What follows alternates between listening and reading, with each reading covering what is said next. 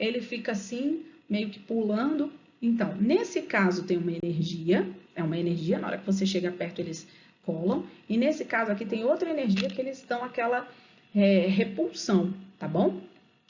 Então, olha só, essa é a energia magnética, uma energia gerada a partir da oposição de dois polos iguais, que a gente chama de uma força repelente, tá? Afastando um polo de outro, ou de uma força atrativa, que vai aproximar dois polos diferentes.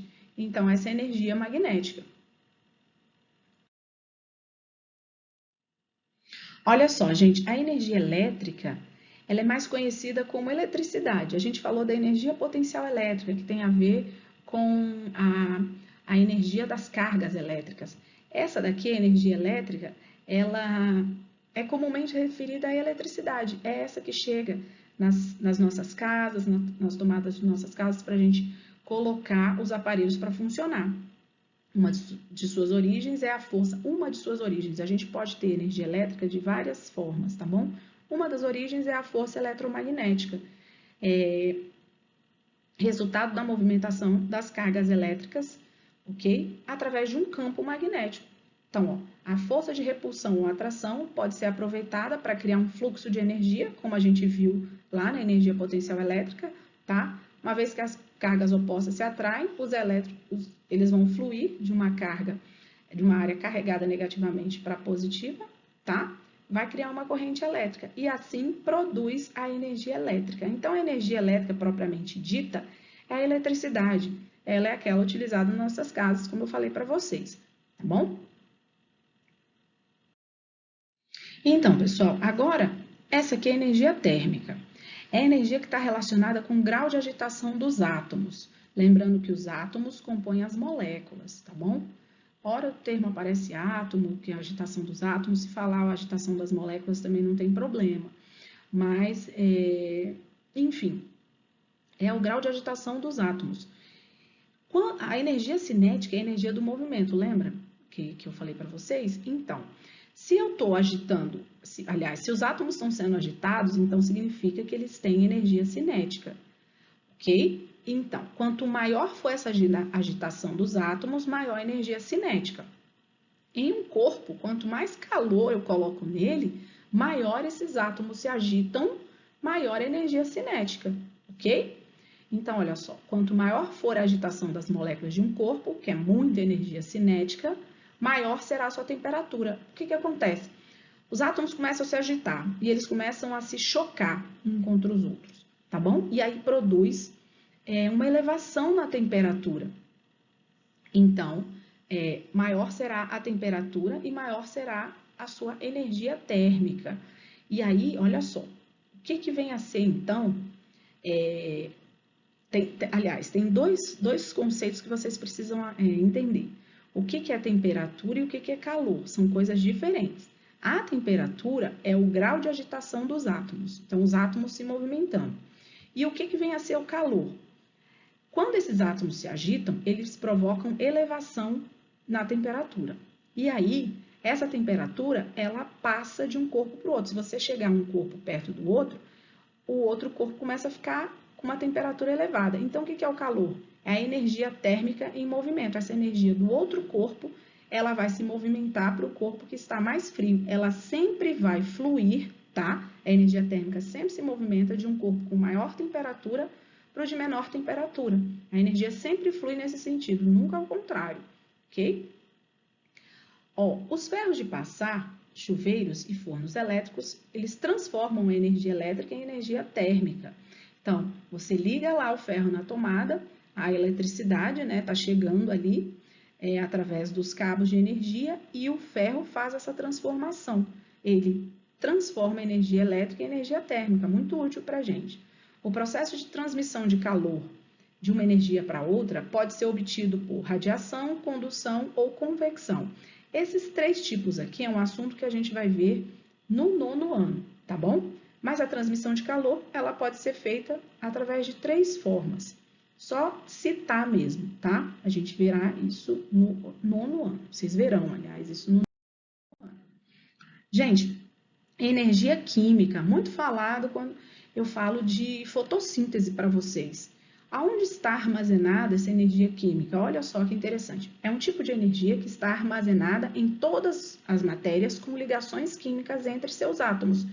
Então, se eu tenho um átomo de hidrogênio, mais um átomo de hidrogênio, mais um átomo de oxigênio, eu tenho uma molécula da água.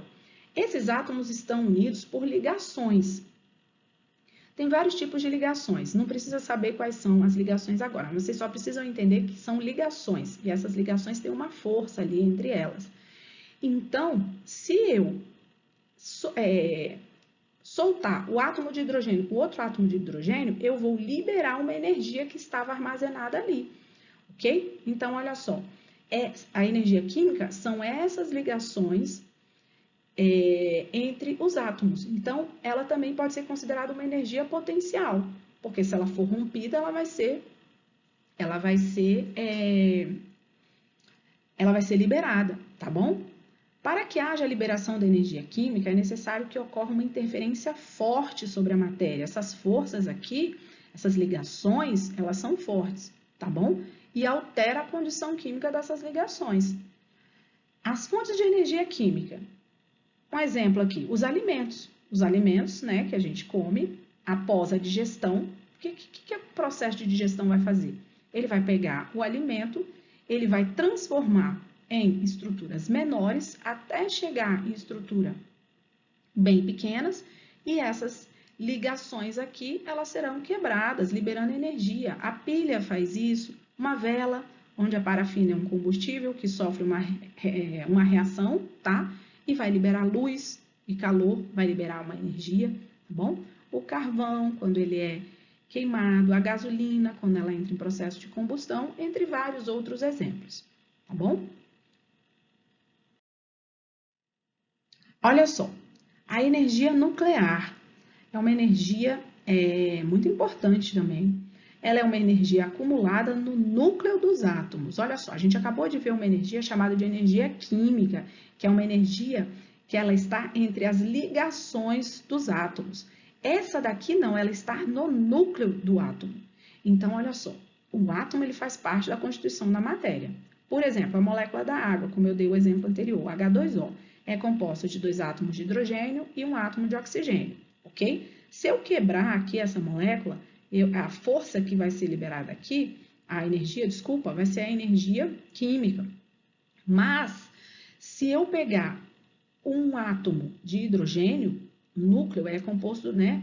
Se eu pegar o átomo de hidrogênio, eu vou olhar a estrutura dele, a gente viu que o núcleo desses átomos, ele é composto por prótons e nêutrons, ok? Quando eu separo essas estruturas aqui, ó, ok? Quando eu desintegro o núcleo, quando eu falo de separação, eu falo de fissão. Agora, quando eu junto dois núcleos de átomos diferentes, por exemplo, eu falo em fusão. Então, tanto na fissão quanto na fusão, vai haver liberação de energia. Então, a energia vai ser liberada. A energia liberada pela fissão ou fusão nuclear pode ser utilizada, tá? Em energia térmica, ela pode ser utilizada para aquecer materiais, para produzir energia elétrica, como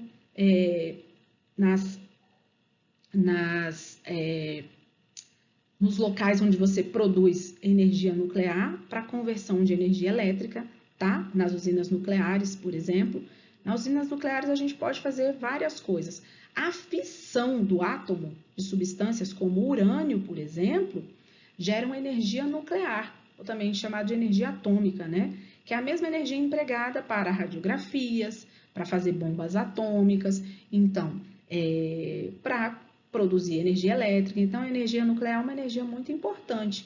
Vários países utilizam a energia nuclear para a fabricação de energia elétrica, Estados Unidos, países da Europa, Alemanha, etc. Tá bom? Aqui no Brasil a gente tem algumas usinas nucleares, mas a gente não tem essa característica de produzir energia elétrica através de nuclear. Aqui no nosso país, a gente produz através da energia elétrica, né, em maior quantidade nas usinas hidrelétricas, tá bom?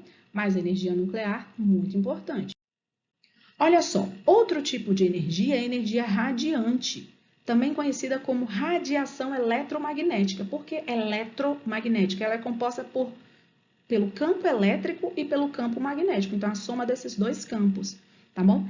Essa energia, ela é um pouquinho diferente da energia sonora. Por exemplo, a energia sonora precisa de um meio para se propagar. Aqui não, ela se propaga no vácuo assim tranquilamente. Ela atravessa objetos, tá? Pode atravessar objetos e se propaga em todas as direções a partir de uma fonte. Por exemplo, vamos falar do Sol. É uma fonte de energia radiante. Então, Sol, ele vai irradiar, tá?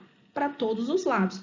E a energia radiante que vem do Sol, ela chega até o nosso planeta. E o que que acontece? Entre o nosso planeta e o Sol, tem vácuo. A gente tem uma quantidade de moléculas ali tão pequenas que é irrelevante.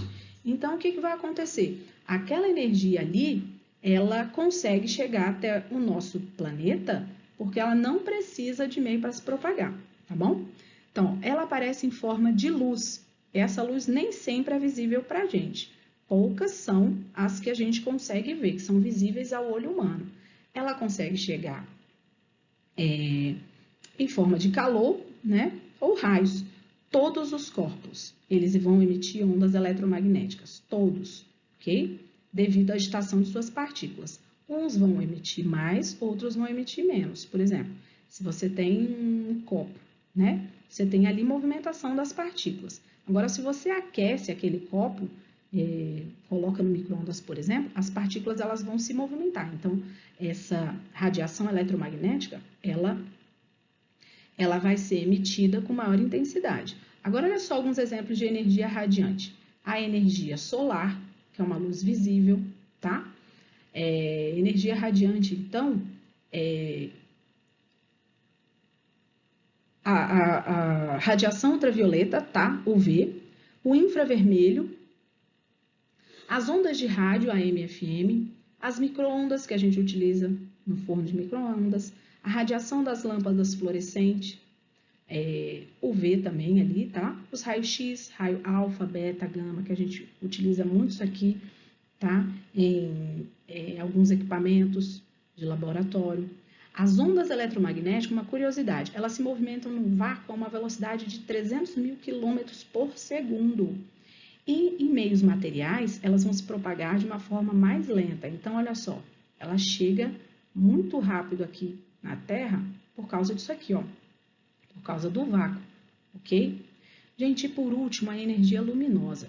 A energia luminosa é uma forma de energia radiante, mas ela é visível aos nossos olhos, tá bom? Uma vela acesa, por exemplo, permite a iluminação do ambiente. É uma forma de energia luminosa. A energia luminosa pode ser transformada em energia química da fotossíntese. Então, quer dizer, ó, as plantas elas conseguem fazer essa conversão, a folha, né? Através da molécula de clorofila. Então, o que que acontece? Elas convertem a energia luminosa em energia química, fabricando a molécula de glicose, fabricando seu próprio alimento. A energia luminosa pode ser convertida em energia elétrica através de placas fotovoltaicas, ok? E a energia térmica do Sol, ok? Bom, gente, essa foi a nossa aula sobre fontes de energia, tá? Espero que vocês tenham entendido. Até a próxima!